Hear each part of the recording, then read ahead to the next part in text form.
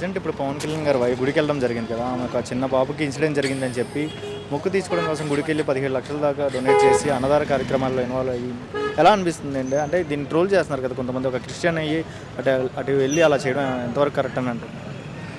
అలాంటి వెళ్ళాను. నాకైతే నేను పవన్ కళ్యాణ్ ఫ్యాన్నే, ఫస్ట్ నుంచి ఫ్యాన్ని, తర్వాత రాజకీయంగా ఆయన అభిమాని, అంటే దేవుళ్ళ అంటారు కదా, అలా డివోటల్ నేను కూడా. ఆమె క్రిస్టియన్ అయి ఉండి ఆమె భర్త ఫార్మేట్లో అలా చేయటం చాలా మంచిది. ఎందుకనంటే మా మదర్ ఉన్నారు, ఇప్పుడు హిందూ, మా మదర్ హిందూ, మా డాడీ క్రిస్టియన్. మా చేసుకునేటప్పుడు తెలిసే చేసుకున్నారు. మా బావగారు వైశ్య.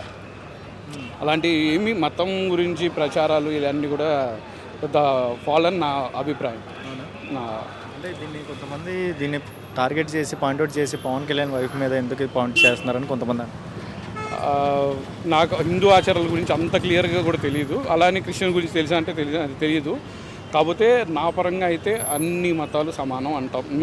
నా పరంగా ఆయన ఏదో ఒక హిందూయిజం గురించే మాట్లాడారు కదా, దాని గురించి నీ మతం గురించి అని అన్నారు కదా అని చెప్పేసి దాన్నే పట్టుకుని చేయడం కరెక్ట్ కాదు. మేడం అప్పుడు అసలు మాకంటే కూడా నిష్టగా ఉండే క్రిస్టియన్, ఆమె ఇంత చేశారు అంటే, ఎంత పద్ధతిగా ఇంత ఇవన్నీ చేశారంటే ఎంత ఆలోచించి చేసి ఉంటారో, పిల్లోడి గురించి కానీ వాళ్ళ గురించి కానీ ఎంత ఆలోచించి చేసి ఉంటారో అర్థం చేసుకోవాలి. అంటే ఆ ట్రోల్స్ చేయటం, వాళ్ళని కొంతమందిని అరెస్ట్ కూడా చేసినట్టున్నారు రీసెంట్గా. సో ఆ ట్రోల్ చేయటం అనేది వాళ్ళ ఫార్మేట్లు, వాళ్ళు ఏమనుకుంటున్నారో అర్థం తెలియదు. కానీ నాకు నా పరంగా అయితే అన్ని మతాలు ఒకటే అని నా. కొంతమంది అంటున్నారు కదా పవన్ కళ్యాణ్ వైఫ్ క్షమాపణ చెప్పాలి అని అంటున్నారు కదా, మీరు చెప్పాలంటారా యాజ్ పబ్లిక్? మీరు ఏం చెప్తారు? ఎందుకనండి, ఆమె చేసిన తప్పేముంది? అంటే బైబిల్ నియమాలు దాటి అవుట్ ఆఫ్ వెళ్ళి హిందూ ధర్మాల్లోకి వెళ్ళి ఇలా చేయడం అని క్షమాపణ చెప్పాలి. హిందూ కదండి, సార్ హిందూ కదా పవన్ గారు.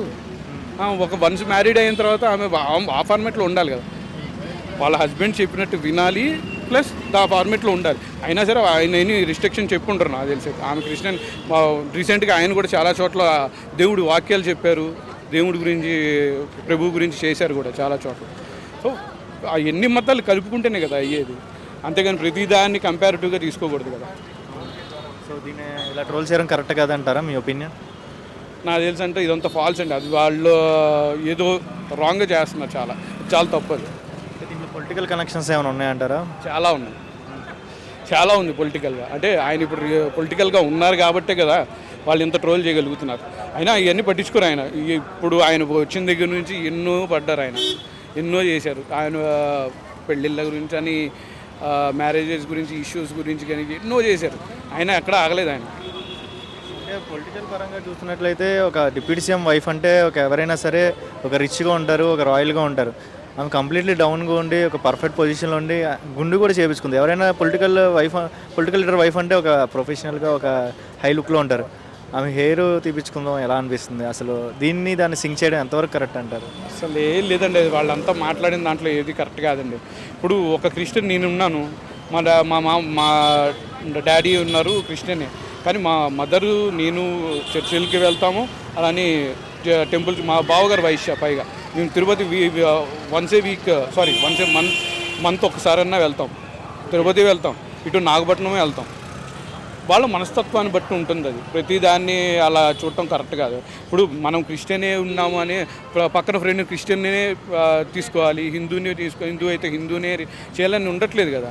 ఇప్పుడు అన్నీ ఒకేలా ఉన్నారు. చాలామంది లవ్ మ్యారేజెస్లో కల్వేరీ చేసుకుంటున్నారు. అలాంటప్పుడు ఈ కంపారిటివ్గా ఇలా చూడటం కరెక్ట్ కాదు కదా.